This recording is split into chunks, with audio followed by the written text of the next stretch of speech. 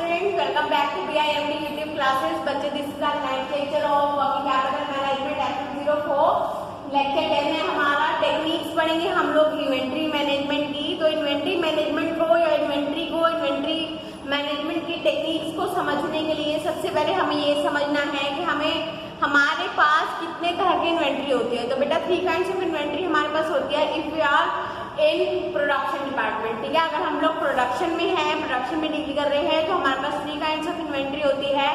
अगर हम लोग डील कर रहे हैं सीधा गुड्स को सप्लाई करने, परचेज और सेल करने में, तो फिर हमारे पास 1 काइंड ऑफ इंटरेस्ट वो इन्वेंट्री होती है आपकी। ठीक है, तो बात करते हैं हम लोग स्टार्ट प्रोडक्शन से। प्रोडक्शन में अगर हम लोग काम कर रहे हैं तो हमारे पास 3 काइंड ऑफ इन्वेंट्री होती है। First of all we have to purchase our raw material. क्या खरीदते हैं हम लोग बच्चे? Raw material. वो रॉ मटेरियल आपका फैक्ट्री में आता है, इसके ऊपर काम स्टार्ट हो जाता है। तो कुछ ऐसा सामान होगा, मान लीजिए हमारे पास फर्नीचर बनाने का हमारा बिजनेस है, फर्नीचर बनाकर बेचते हैं हम लोग। तो हम लोग रॉ मटेरियल में क्या खरीदेंगे बेटा? सीधे सीधे वुडन लॉक्स खरीदेंगे। वो लॉक्स कटेंगे, है ना, चीरे जाएंगे और फिर इस पर घिसाई होगी, वो फ्लैट किए जाएंगे, पॉलिशिंग होगी, फर्नीचर बनेगा, दोबारा पॉलिशिंग होगी, कनेक्ट होंगे। ठीक है, तो जो लॉक्स जो हम खरीदे वो तो हो गए रॉ मटेरियल, जो आधा अधूरा जुड़ा हुआ, कोई कुर्सी बनी है, 3 टांगे लगी हैं, 1 लगी नहीं है, टेबल आदि बनी हुई है। ठीक है, तो इस तरह का जो मटेरियल हमारे पास बचा हुआ होगा दैट इज कॉल्ड क्या? Work in progress. क्या कौन सा मटेरियल होता है, कौन सी इन्वेंट्री होती है? वो WIP, वर्क इन प्रोग्रेस। और जो फुल बनकर तैयार हो चुका है उसका जो स्टॉक हमारे पास रखा होगा that is called stock of finished goods. तो 3 kinds of inventory, 3 kinds of stock हमारे पास होंगे। First is raw material, the other one is work in progress, the third one is क्या होगा बेटा आपके पास? Finished goods. तो ये तो बात होती है इन्वेंट्री की, 3 काइंड ऑफ इन्वेंट्री होती है। अदरवाइज अगर हम लोग सीधा परचेज और सेल कर रहे हैं तो हमारे पास सिर्फ इन्वेंट्री या ओनली क्या कहा जाता है? उसे स्टॉक कहा जाता है। इसके बाद बात करते हैं हम लोग टेक्निक्स की। तो टेक्निक्स में बच्चे 5 टेक्निक्स हमारे पास हैं कि किस तरह से हम लोगों को इन्वेंट्री परचेज करनी है, इन्वेंट्री मैनेज करनी है। ठीक है, ऑर्डर कब कब आपको पॉज करनी है। तो उसके लिए हमारे पास उसमें 2 आपकी इंपॉर्टेंट हैं, वो आप लोग पढ़ने तो आपको सारी हैं। 5 टेक्निक्स हमारे पास हैं, 2 ज़्यादा इंपॉर्टेंट है उसमें, that is EOQ and ABC analysis. ठीक है, तो वो तो जरूर आप लोग लर्न कर लीजिएगा, पढ़ा दूंगी मैं आपको, 5 ही बता दूंगी वैसे तो। ठीक है, तो स्टार्ट करते हैं आज के लेक्चर से। The form of inventory existing in a manufacturing enterprise से बात कर रहे हैं। तो जो इन्वेंट्री होती है आपके पास इस फॉर्म में 3 कैटेगरीज में बांट रहे हैं। First of all is raw material, there are those goods which have been purchased and stored for future production. These are goods will have not yet been committed to production at all.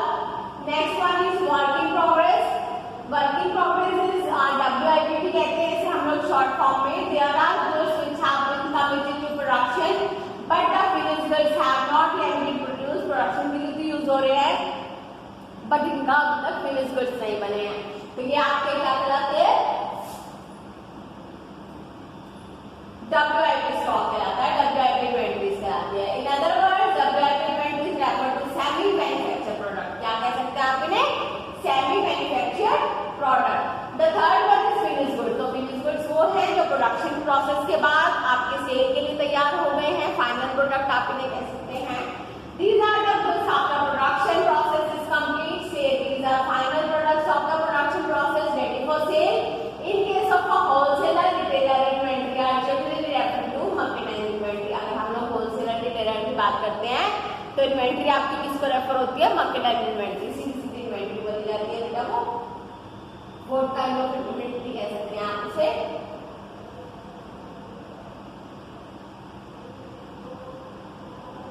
चलिए, inventory की जो cost है आपकी, cost of holding inventory या cost of purchasing inventory आपकी, अगर हम लोग टोटल इन्वेंट्री कॉस्ट की इन्वेंट्री की बात करें तो हम लोग बच्चे उसमें 3 कॉस्ट अपने इंक्लूड करते हैं। The one is material cost, कितने का आपका रॉ मटेरियल परचेज करके आया है। Other one is carrying cost, आपको उसको कैरी करने में जितनी कॉस्ट बेयर करनी पड़ रही है। The third one is ordering cost और अपॉर्चुनिटी कॉस्ट।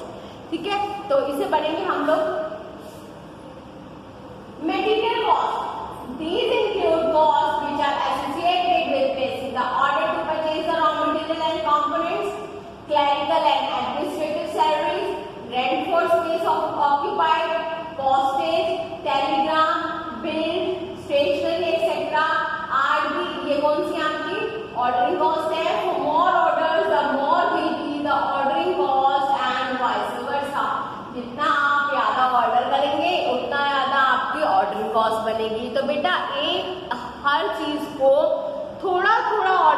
के बजाय अगर हम एक साथ ऑर्डर कर लेंगे तो ऑर्डरिंग कॉस्ट हमें क्या होगी, कम बेयर करनी पड़ेगी। लेकिन इतना भी बुल्क में ऑर्डर नहीं करना है कि वो पड़ा पड़ा आपका क्या होता रहे, वेस्ट होता रहे। पता चला कल को मार्केट में उसके प्राइस कम हो गए तो आपको वो चीजें महंगी पड़ी होंगी, तो इस तरह की चीजें भी नहीं होनी चाहिए। So the third one is आपकी carrying cost. These include the cost holding और कैरिंग। होल्डिंग मतलब मटेरियल को होल्ड करने की या कैरी करने की जो आपकी कॉस्ट है,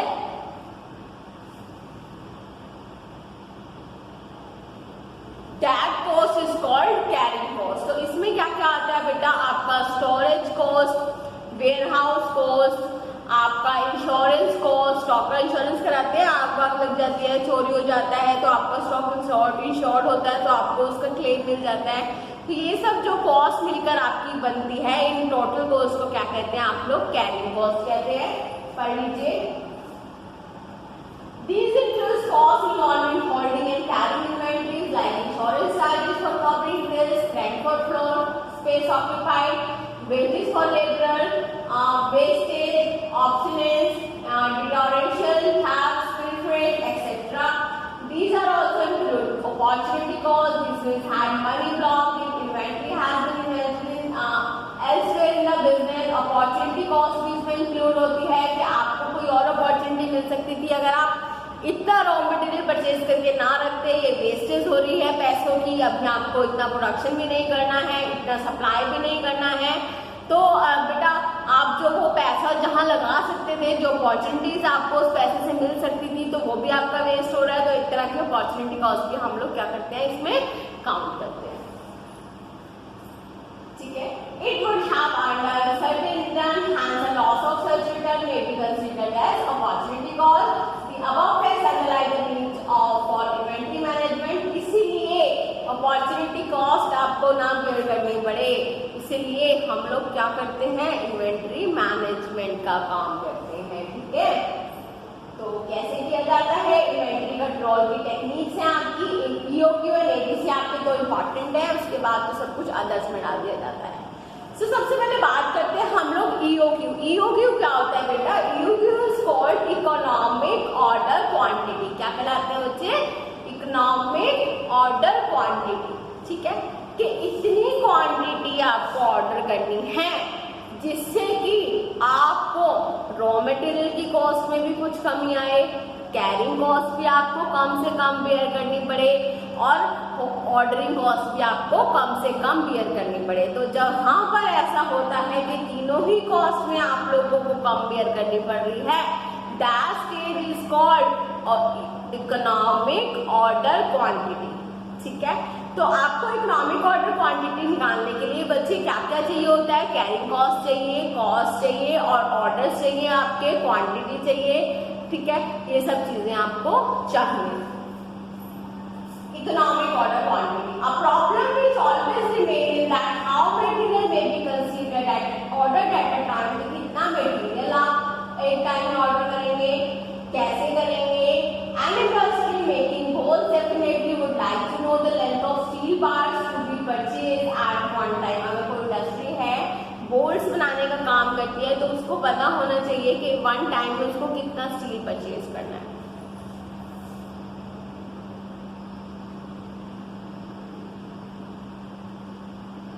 The length is called, ये जो लेंथ है कितना परचेज करना है, ये कहलाता है आपका economic order quantity. Is and economic EOQ is one which permits lowest cost per unit is the most advantages. तो इसका फॉर्मूला होता है हमारे पास, economic order quantity is denoted by Q is equal to 2 into A S upon I। तो 2 into A is annual consumption, आपको जितनी भी क्वांटिटी एनुअली चाहिए, annual requirement of item, into S, S stand for ordering cost, upon I stand for carrying cost. और आप लोग ordering cost को cost of CP, cost of per order upon CH, cost of holding, आप लोग ये formula भी लगा सकते हैं। ठीक है, तो ये लिखा है where U stand for quantity per order, A stand for annual requirement, and S stand for cost of placement order, and I stand for